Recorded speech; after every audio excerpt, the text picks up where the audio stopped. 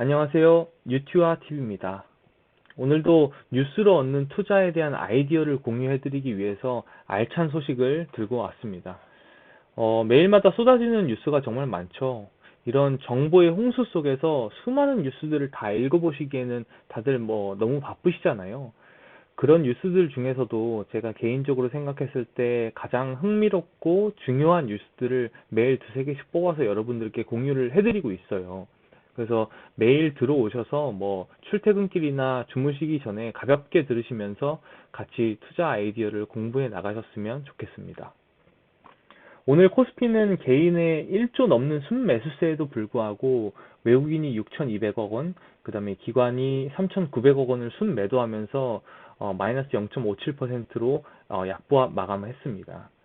어제 1000포인트를 넘봤던 코스닥에서도 외인과 기관이 각각 1,500억 원, 1,900억 원을 순매도하면서 마이너스 0.81%로 마감을 했습니다.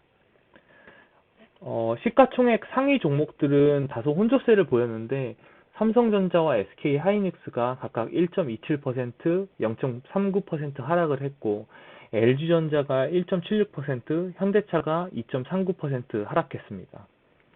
LG화학이 2.83%, SK이노베이션은 2.26% 하락하면서 2차전지 관련해서는 대형주들이 다소 약한 모습이었어요. 며칠 전에 공유해드린 LG생활건강은 작년 사상 최대 실적을 오늘 발표했음에도 불구하고 1.5% 가까이 하락 마감했습니다. 우선 내일은 삼성전자가 20년 연간 실적을 발표하는 날인 만큼 이틀 연속 하락한 코스피가 반등에 성공할지에 대해서 투자자들의 관심이 모아지고 있는데요. 이전 영상들에서도 소개해드렸다시피 차량용 반도체는 테슬라와 그리고 파운드리 물량에서는 인텔과 엮여있는 삼성전자가 올해 사업 전략에 대해서 어떤 내용들을 공개할지에 대해서 귀추가 주목되고 있습니다. 우선 시장에서는 올해 삼성전자의 반도체 설비 투자 규모를 약 35조 원 정도로 추정하고 있는데 이와 관련된 소식이라든지 20년 특별배당 관련 소식을 많은 투자자분들이 기다리고 있기 때문에 내일 삼성전자의 주가 흐름을 눈여겨보아야겠습니다.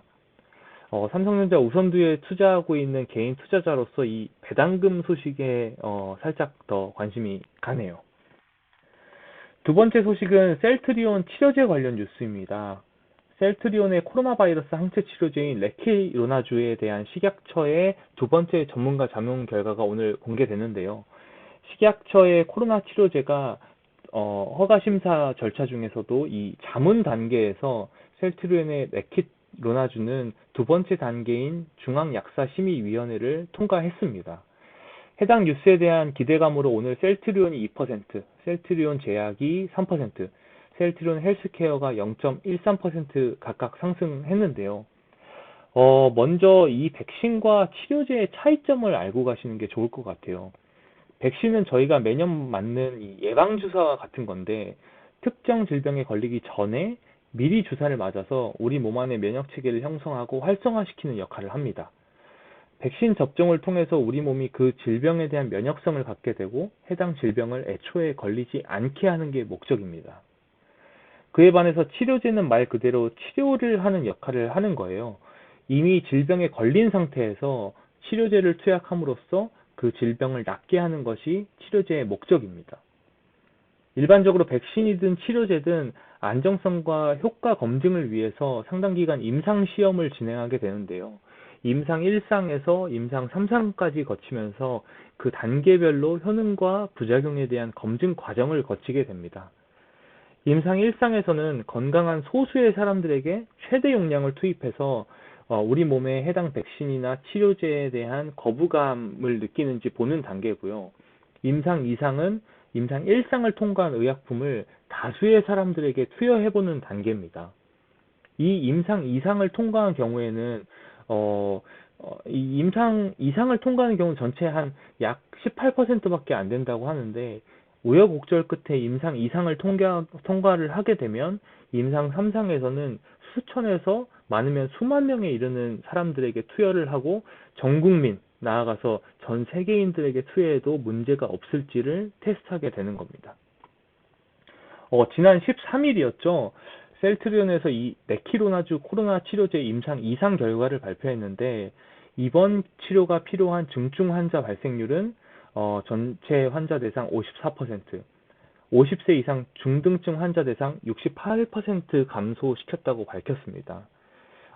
다만 시장은 이 임상 결과에 대해서 크게 실망을 한 듯 해요. 100명 중에 8명이 중증으로 가는 바이러스가 있는데, 셀트리온에 이 치료제를 투약한다고 하더라도 전체 환자를 기준으로 봤을 때 4명은 여전히 중증으로 진행되는 것이기 때문이죠. 13일까지 이상 발표 기대감으로 최고 39만 원까지 치솟았던 셀트리온의 주가는 14일 35만 원 선까지 떨어지더니 19일 종가 기준 31만 원 선까지 곤두박질 쳤습니다. 우리나라에서 약 15개가량의 치료제가 임상 중에 있는데, 그 중에서도 치료제 개발로 가장 앞서고 있는 곳은 단연 셀트리온이고, 임상 3상을 앞두고 치료제 허가 심사를 위한 외부 전문가 자문 단계를 거치고 있는 건데요. 현재 국내에서 코로나 치료제로 허가가 받은 의약품은 길리어드 사이언스가 개발한 렘데시비르 뿐인데, 셀트리온이 개발하고 있는 이 레키로나주가 첫 국산 코로나 치료제가 될 수 있을지 그 관심이 모아지고 있는 상황입니다. 마지막 소식은요, 삼성 바이오로직스 관련 뉴스입니다. 우선 이 삼성 바이오로직스의 사업은 크게 3가지 정도로 분류를 해볼 수 있겠는데요. CDO, CRO, CMO, 각각 위탁 개발, 위탁 연구, 그리고 위탁 생산 분야입니다. CDO 위탁 개발은 세포주의 개발과 배양에서부터 임상허가 신청 지원까지 개발 관련해서 이 일련의 프로세스를 커버하고 있고, CRO 위탁 연구 분야에서는 제품 출하 시험 등의 서비스를 제공하고 있습니다. 이 삼성 바이오로직스 하면 무엇보다도 이 CMO 사업, 즉 위탁 생산 사업이 가장 중요한 부분을 차지하고 있는데요. 임상 및 상업 제품의 제조와 생산을 전담하고 있는 이 CMO 사업 확대를 통해서 삼성 바이오로직스가 작년 한 해 창사 이래 9년 만에 처음으로 매출 1조 원을 돌파한 겁니다. 이 실적이 정말 대단한 게, 최근 5년간 매출액이 연평균 66%씩 성장한 셈이고요. 5년 전과 비교했을 때는 매출액이 약 12배 가까이 커진 셈이니까 정말 대단한 성장세라고 할 수 있겠습니다. 이런 성장세는 삼성 바이오로직스의 선제적이고도 미래를 내다보는 투자에서 기인한 거라고 볼 수 있어요.